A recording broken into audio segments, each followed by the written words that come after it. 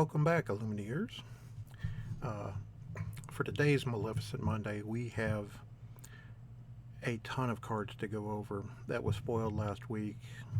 The ramp up to Gen Con has begun, and the release is just around the corner. We've got 33 cards to talk about. Um, some more of the blank or ones will get very little talking points today. Um, but let's get started. So we have a Maximus Palosaurus, 5 cost inkable, 4/5, 1 lore. Storyborn Ally Bodyguard and Support. This is a super rare. This is actually fantastic. Slightly strength is slightly under for the cost, but having both bodyguard and support is equally good. Um, I, I, I, I guess I don't like that it's super rare, but everything else about the card is great. And this horse is completely hilarious in the Entangled. All right, next up is a legendary Rapunzel gifted with healing, 4 costed, 1/5 with 2 lore. Storyborn Hero Princess. When you play this character, remove up to 3 damage from one of your characters. Draw a card for each 1 damage removed this way. So we did not have any sort of. We've had some high end cards for Amber with a Stitch Rockstar and Stitch Surfs Up. But we really didn't have anything in the princesses other than Moana. This is huge for that deck. It gives you both healing and card draw so that you can swing with one of your you can you can quest with a number of your princesses. Then you can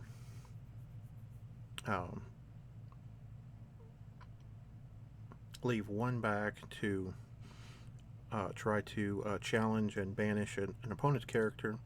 Then play this Rapunzel, heal the damage off that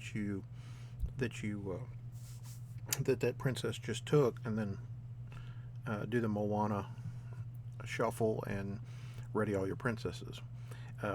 This is a really nice card for that deck, and it was something it was missing. Next up is Hakuna Matata, 4 cost action song in Amber. This is a common, and remove up to 3 damage from each of your characters. I don't really know how much the healing portion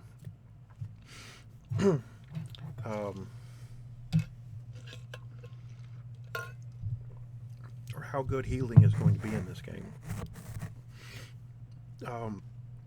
I think there's definitely some active cases where it could be very good, like the Rapunzel. But right now, the bodyguard deck is sort of the one that wants the healing, so it keeps their guys in play for longer. But will this see play in that deck? Will it see play in other decks? We'll find out. This is right now. I'm glad we got to see the song. Now I need Pumbaa. Next up is this beautiful artwork for Elsa, Queen Regent. She's a 4 costed inkable 4/4 with 1 lore. Storyborn Hero, Queen, Sorcerer, at a common, just a vanilla common. I think she's only 4 costed 4/4 that has been revealed. So her typically a card is at least listed as good if their cost and both their stat numbers, in this case the strength and the willpower, are the same. If you get less than that, it's usually a little below rate, so it needs to have something else like an additional lore or an ability Now, how they'll work in this game, we're not completely sure at the moment, but it's still very. This is a nice card. This artwork is going to be amazing, and so is the foil. Now let's talk about the legendary. So this is Elsa, Spirit of Winter, 8 cost, not inkable, 4/6, 3 lore. She is a Floodborn hero, queen, sorcerer. Shift cost of 6, and the ability Deep Freeze. When you play this character, exert up to 2 chosen characters. They can't ready at the start of their next turn. So Miss Freeze has come to town, and this card is bananas.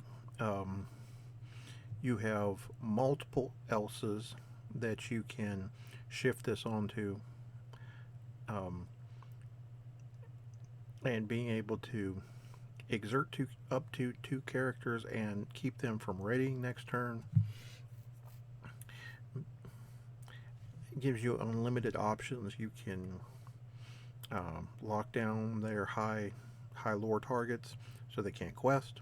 You can lock down their efficient challengers to keep your characters from being banished. Just all around good. This being Elsa and legendary and a very good ability, I would not short of saying this is probably going to be a chase card, and expensive, especially with the early box number issues.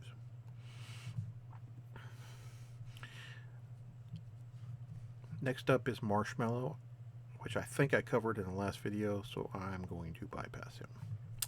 Tinkerbell, Peter Pan's ally, 5 costed uninkable 3/3 Storyborn ally fairy with evasive, 2 lore, and your character's name Peter Pan gain challenger +1. At common rarity, a 5 costed 3/3 evasive is a little understated, but an evasive character nonetheless. And the fact that she has 2 lore actually makes it viable. She's still removed by a card like Smash or Dragonfire, but if you're Dragonfiring a 3/3 off the table, yeah, that's going to be probably not the best use for it. The fact that it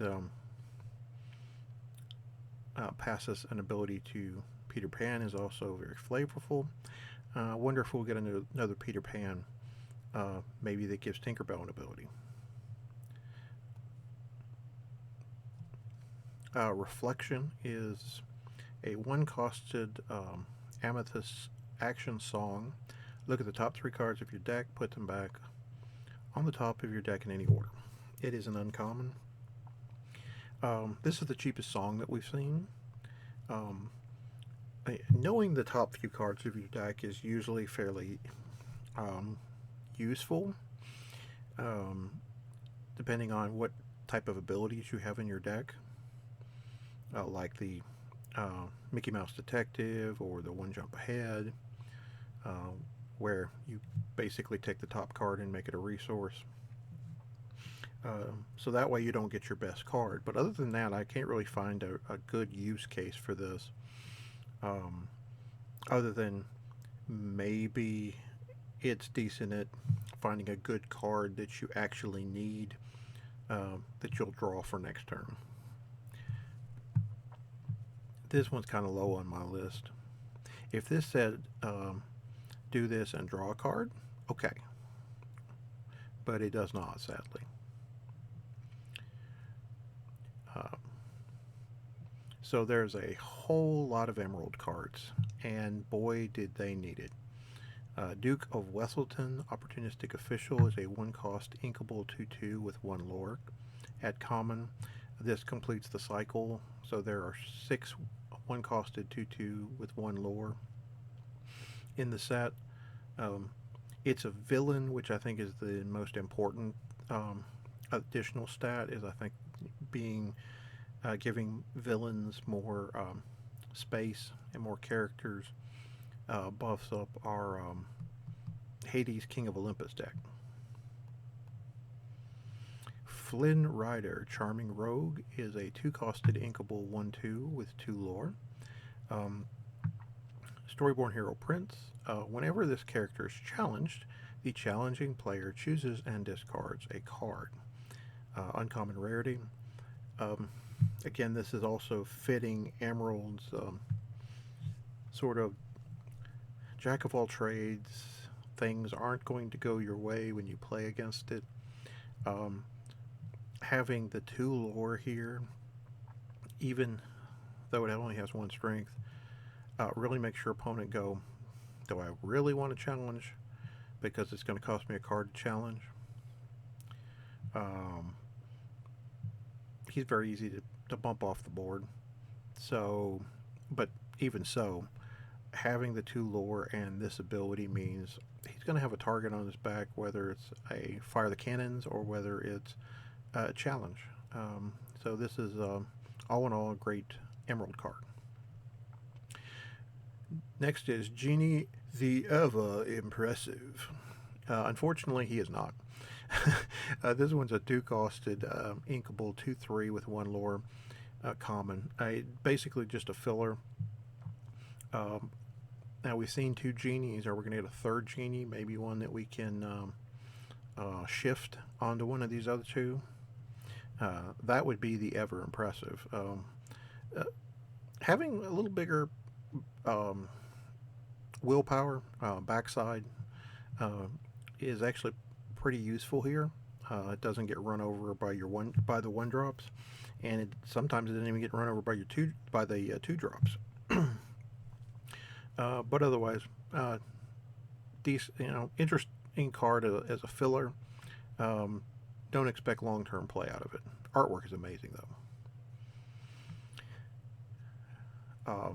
Hans Scheming Prince. This is a 4-cost inkable 3/3 Storyborn Villain Prince 3 lore rare. Okay, so this is the common Elsa bodies Hans off the table real easily, but a 3 lore 4-costed character is amazing, and having villain and potential prince synergies at some point is very good. This is actually 1 cheaper than the Maleficent that we saw last week that has 3 lore. So again, it isn't. If it didn't have 3 lore, I would probably not be ogling this so hard, but 3 lore is a lot. Now we get to a couple of scoundrels from 101 Dalmatians. This is Horus. 3-costed 4/3 Storyborn Ally and 1 lore common. Overstated body for a 3-drop. Again, good filler. Not much else to say here. His friend Jasper, Common Crook, however, has got a lot to say. This is a 3-costed inkable 2/4 with 1 lore. Storyborn Ally uncommon. When this character quests, chosen opposing character can't quest during their next turn. This is going to slot better, in my opinion, than Iago in the 3-drop spot. This is a slightly better body.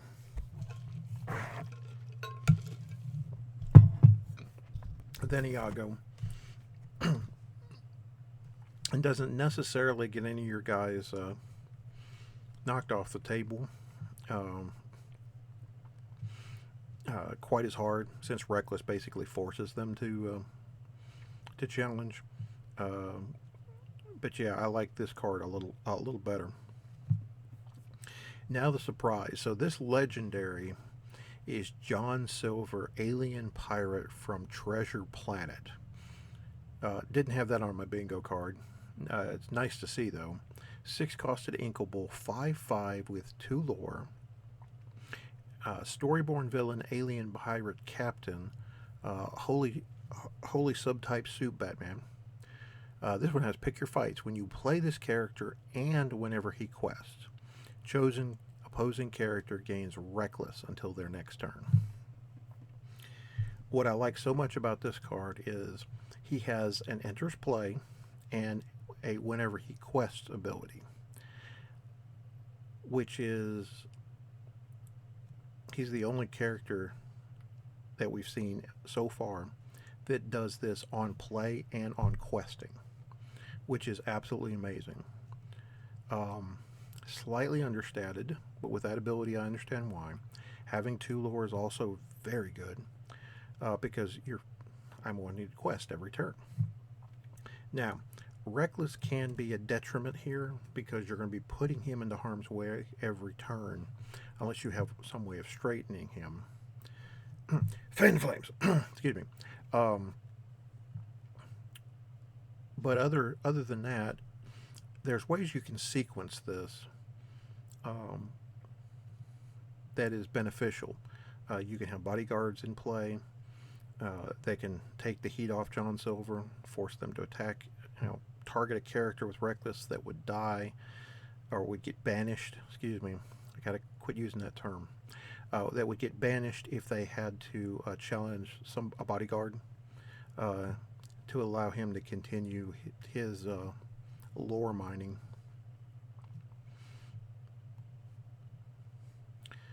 Speaking of additional good cards, uh, Cusco Temperamental Emperor, a 5 cost, non inkable 2/4, Storyborn King with 3 lore at rare, has the ward keyword, and no touchy. When this character is challenged and banished, you may banish the challenging character. Okay, flavor, artwork, perfect. Um, this is one of the cards in Emerald that's going to drive you batty. You can't target him directly with things like uh,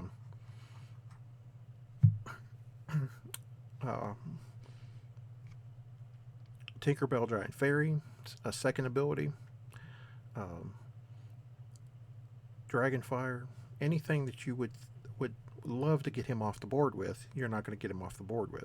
You're going to have to run a character big enough um, to challenge and banish him, and that means whatever you run into him is going to get banished as well. And 3 lore. Emerald is turning out to be the ink color that nobody wants to play against because they're going to dictate the pace of play. Magic the Gathering players know blue being that color. I think so far the difference is, and this is a big difference, Emerald doesn't have a way to draw cards yet. So you're going to have to pair it with a color that can sufficiently draw cards, but the other cards that you're playing are going to accrue some sort of advantage throughout the game. All right, Megara, Pulling the Strings. This is a 2-cost inkable 2/1 Dreamborn ally with 1 lore. Whenever you play this character, chosen character gets +2 strength this turn. This is a common from the Hercules franchise. This is interesting in Emerald because normally you're not the one going to be challenging into your opponent's characters. You want your opponent to challenge your characters. So I'm assuming that this is more of a bump for another ink color. It's good because it lets you trade a cheaper character for a higher costed character, which is trading up is always a good thing.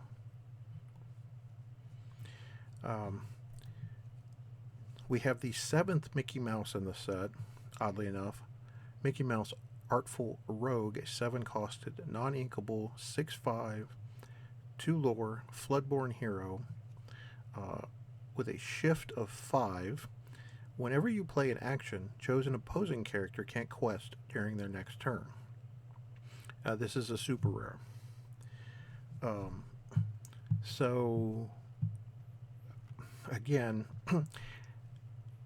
even even playing a small number of actions, say, I don't know, 12 to 15 actions and 45 characters, um, that's still some potential to lock opponents' characters out of questing and allowing you to either catch up, pass, or put the game out of reach.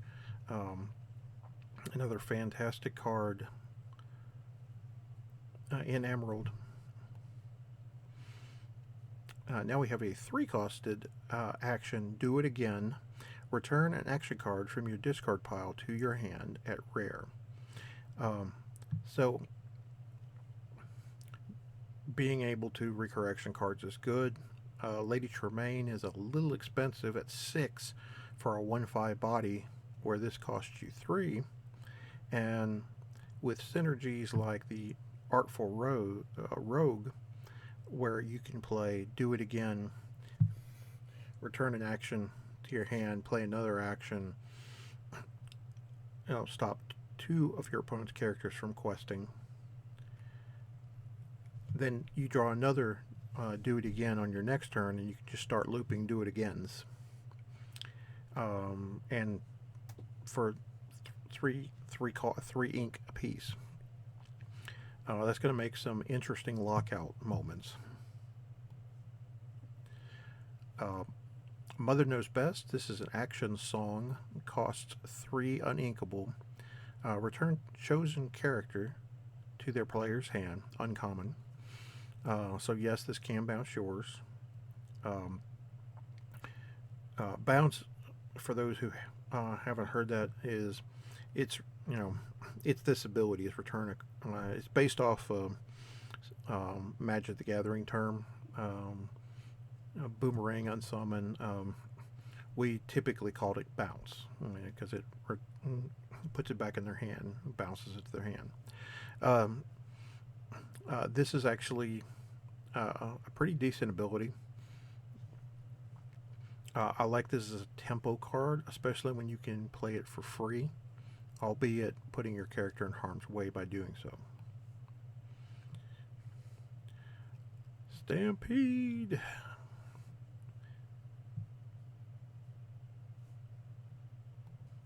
So this is a 1-cost uninkable action. Deal 2 damage to chosen damaged character at common. So obviously, Steel is much better at dealing damage to characters. Stampede is one of those cards that messes with your opponent's math. Maybe he thinks, oh, I can attack this character of mine. If I challenge with this character of mine, I can banish your character and my character stays on the board. This will let you eliminate something that's already been damaged. Now, obviously, you don't have a ton of control over this. Maybe you can challenge your character into theirs, do some incidental damage. It's like, why are you, both your characters survived and then you play Stampede. Again, if you're playing Steel, as I would be playing Fire Your Cannons and Smash. If you're not playing Steel, this might be a decent way to mess with your opponent's combat math. Alright, this one kind of got me sad. We're on a villains and Frozen kick last week, so 1-costed action, Vicious Betrayal. Chosen character gets +2 strength this turn. If a villain character was chosen, they get +3 strength instead. A common. Okay, so many of y'all know my history with Legend of the Five Rings. This is just charge. For the ones who get it, awesome. But yeah, it's funny because there's also 2 lions on the picture, and charge gave a bone at +2 or +3 if they're a lion. Okay, moving on. This is another great card. Mess with combat math, let you trade up, and better for villains. Nice sub-theme. Kind of like the action. Next up, Stolen Scimitar, say that 5 times fast. 2 cost inkable item. Uh, Exert. Chosen character gets +1 strength this turn. If a character named Aladdin is chosen, he gets +2 strength instead. It's fine. Nothing great to write home about. Effect is a little low for its cost. Now, you get enough Aladdins in 6, 7, 8 sets. This might think about this being played. Otherwise, this is a nice limited card. Now into the rubies. We get Abu, Mischievous Monkey. He's a 3-costed inkable 3/2 with 2 lore. Common. Sadly, slightly understated. 2 lore is actually good, but he's going to get bodied the first turn that he's exerted. Unless you have some way to protect him. I was actually hoping we'd see an Abu that when he quested, you get to do something with item, like, I don't know, take your opponent's item. That would have been really cool. By the way, I am available for design consultations. Next up was a surprise Elsa Ice Surfer in Ruby. 4-costed inkable 3/4 with 1 lore, Dreamboard Hero Queen Sorcerer. That's no Blizzard. Whenever you play a character named Anna, ready this character. This character can't quest for the rest of the turn. Common. So now we have a Ruby Elsa, which I didn't expect, that synergizes with the by seeing Anna. So it's very possible that we're going to get another Anna in more than likely Ruby, so that we have 2 Annas that will synergize with the Elsas.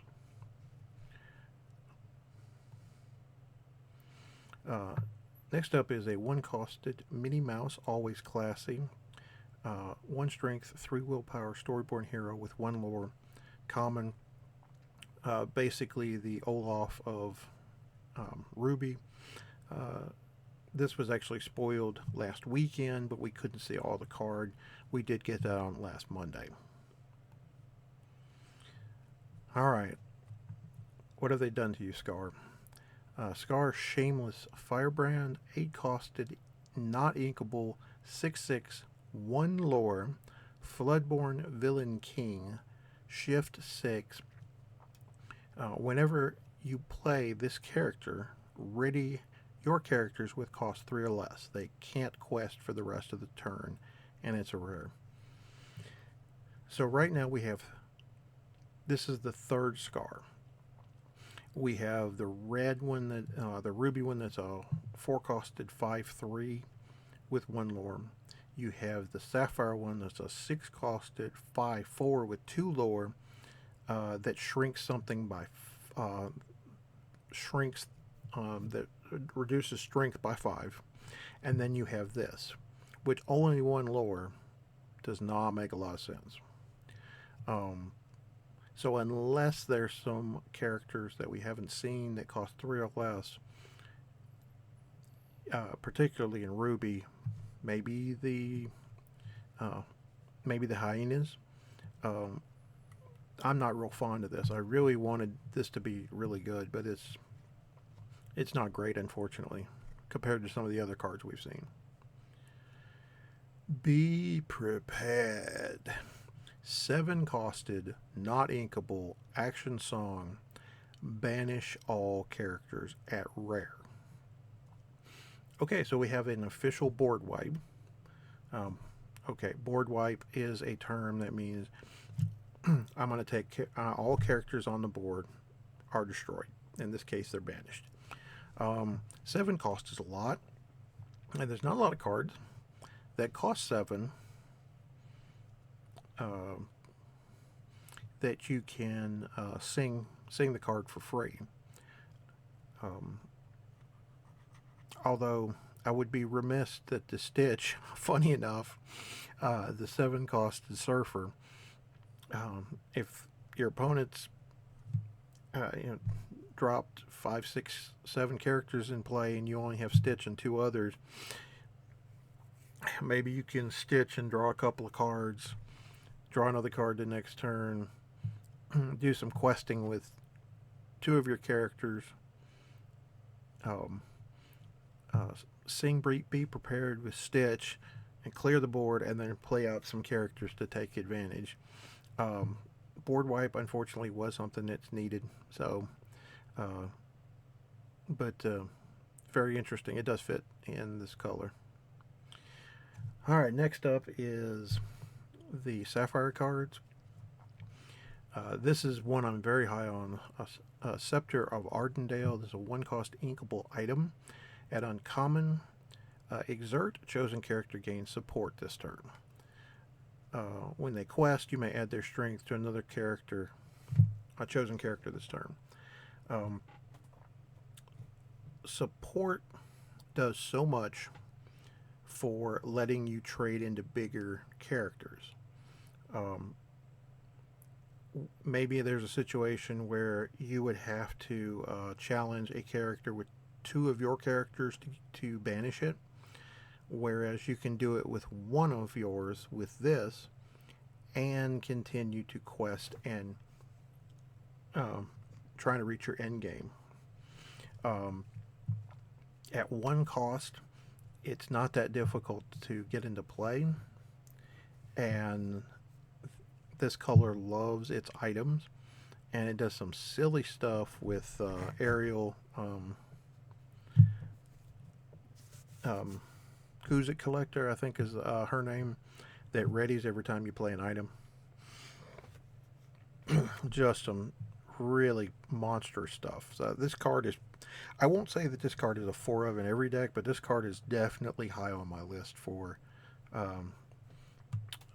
any deck that's playing Sapphire. Next up is Captain Hook, Think a Happy Thought. This is too funny. 5-costed, uninkable, 2/5, 1 lore, rare. This shift cost is 3. He's a Floodborn villain pirate captain and has Challenger +3. And his ability is Stolen Dust. Characters with cost 3 or less can't challenge this turn. This one is real interesting. You can shift him onto a copy of Fearsome Duelist at the 1-coster, and then you can challenge and knock out anything on the board. On turn 3,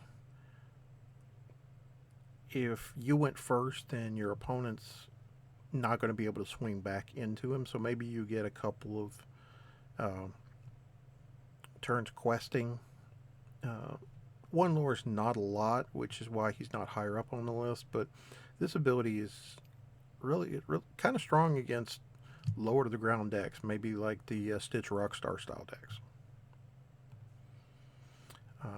Next up is another Magnificent Steel card. This is a Hans 13th in line, 4-costed inkable, 3/3, Storyborn Villain Prince, 2 lore. Whenever this character quests, you may have it deal 1 damage to chosen character, and is a super rare. So this lets you take out something that they didn't expect to get taken out. This is really good against the Stitch Rockstar decks that are very low to the ground with the Lilo and the baby Maleficent that cost 1, that's 1/1, and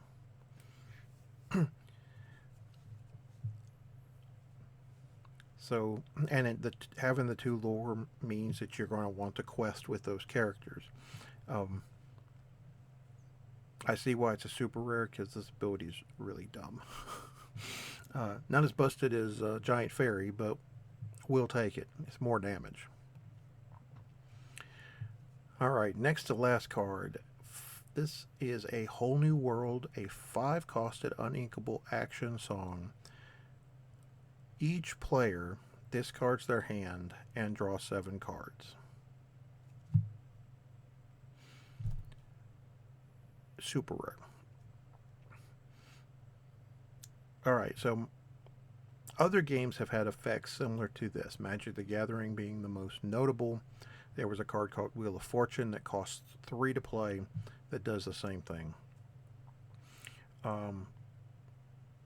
Pokemon has Professor's Research, which does it, but it only does it for you. This card has a high risk, high reward. So if you're a deck that wants to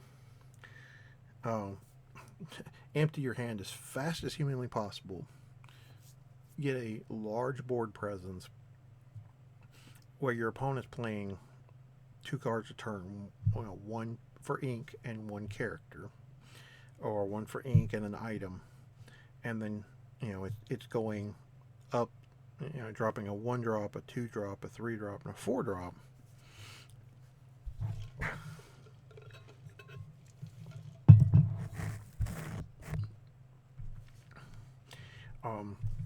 You might be able to play this on a turn where you have played out. This is your last card in hand. You get to play it for free. Yeah, it's a song. We can play it for free, and it's nutty. Make your opponent discard several cards. He will get to. They will get to refill their hand. But I get to draw a full 7 and have the ability to be able to play any of those right now. It can also be dangerous if it's a mirror match. Now, what a mirror match is where you're both playing the same strategy. Typically, the decks are identical. So you're playing a Stitch Rockstar deck against a Stitch Rockstar deck. That's typically considered a mirror match. Not a magic mirror match or beast mirror match, but a mirror match. This will it's going to be interesting to see where this falls along the high end power level. Is it busted? Is it really good? Or does it make those decisions very tactical in nature? When do you play it? Or does it fit a mill strategy? So a mill strategy is one where you're trying to run your opponent out of cards, which in this game, that's the other way to win the game. Your opponent loses because they didn't have any cards left. Do note, however, that if you play this and you have less than 7 cards in your deck, even if your opponent would also be decked, you draw first before they draw, and you will lose before they will. By the way, this is going to be an amazing foil. And I don't know why this one is still here. I actually talked about that one last week. Okay, guys, so that's going to be it for this week's episode. We had a lot to talk about. If this is your first time here, click that subscribe button. Either way, hit the like button below. If there's a card that you want to chime in about, maybe I'm wrong about some of them, please feel free to add those comments down below, and we'll see you next week. Until next time, no matter the game, there is no escape from the tiger.